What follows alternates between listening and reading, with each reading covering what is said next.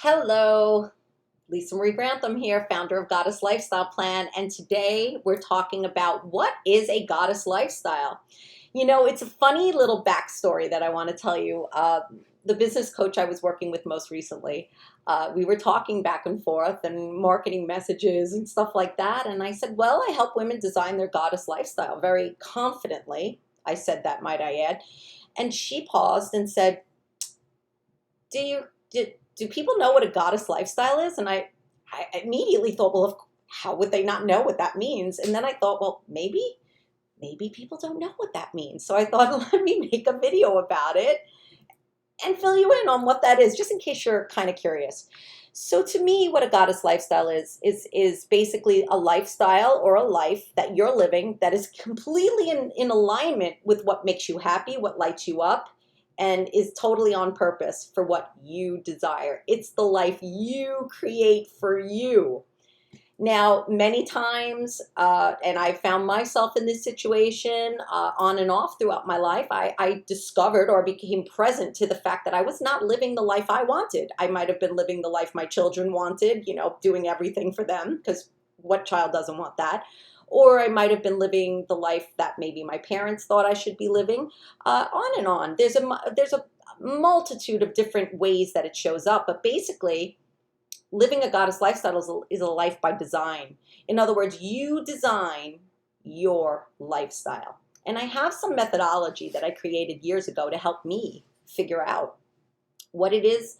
What do I want? What would make me happy? What am I here to do? All of these questions. And it came at a time where I was in my late 30s. I remember it was late. I mean, I call myself a late bloomer, which I guess I really think I am a late bloomer. Maybe it isn't that late, who knows? But I really had no idea who I was. I had my first child at 22, so I was a child pretty much having a child. And I dove into being a mom and doing all those mom things. Not that there's anything wrong with it, but I never really explored for myself. Fear, who knows, lack of confidence. It could have been a bunch of different things. It was most likely a little combination of many different things that kept me, not really looking at myself and looking outward and doing things in my life that were not in alignment with what my true desires were. I really wasn't in touch with who I was as a person and what I was meant to do here on earth while I'm here. Had no idea. I'm not really even sure when I was younger that I even gave it much thought, as a matter of fact. It was just like, okay, this is the next step. I have a baby, now I raise the baby. And, it wasn't like, what does Lisa want? And in my 30s, I started realizing, and by the way, by my late 30s, I had 3 children. I loved them dearly, but I went, what am I really here to do? I was a young mother, and I knew that I would have all these chapters that I would get to enjoy after they were grown. And it was a time in my life when I was very, very unhappy. It was like, and I wonder if you can relate. It was like I woke up one day and just became present. Like I am late 30s, 38 maybe. I am unhappy. This was not the life I thought I'd be living. And it made me feel really, really bad.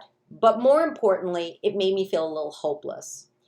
And at that point also, from my 30s on, I was really, I mean, from 16, I was very interested in spirituality and different belief systems and stuff. But in my 30s, I started doing more personal growth work, more mindset work. And I said, well, how can I figure out who I am?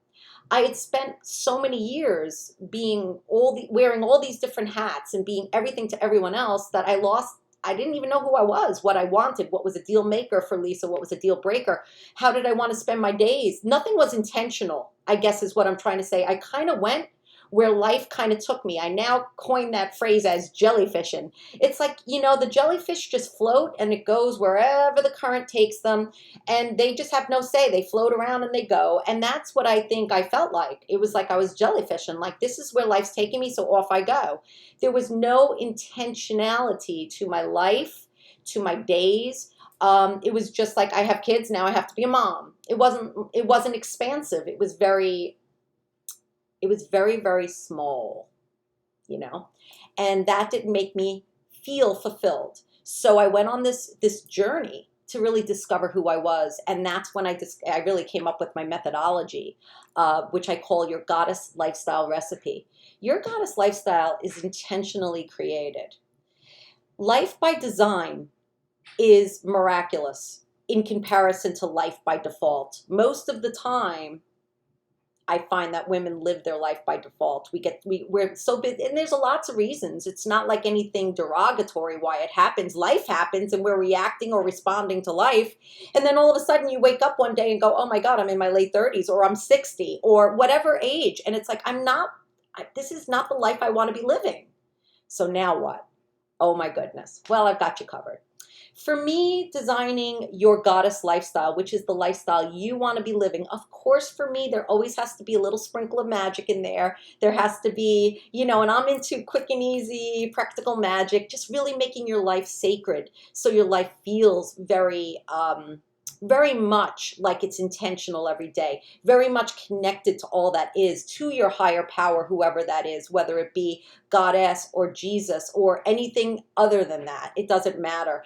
For me, it's about the reverence, your connection to that source energy, divine intelligence, and then co-creating your life with the divine, utilizing it, working with the four elemental forces of creation, which is the element of air, fire, water, earth. So that is what designing a goddess lifestyle looks like to me, really taking all that into consideration. And then, of course, I've defined 12 key areas of a woman's life, and they are health and wellness, mental clarity, love and romance, family, home, so your space, wherever your living space is, your friendships, your career or job, what you want to do with your life, do with your days, right? Personal growth, spirituality.